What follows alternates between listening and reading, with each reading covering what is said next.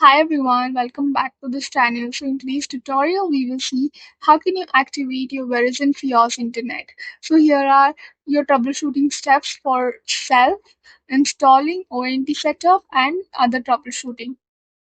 To activate your Fios internet, you need to connect your Verizon router to the ONT using the provided Ethernet cable. Turn on the ONT and router, then wait until the lights are stable. Connect your phone or computer to the Verizon Wi-Fi network.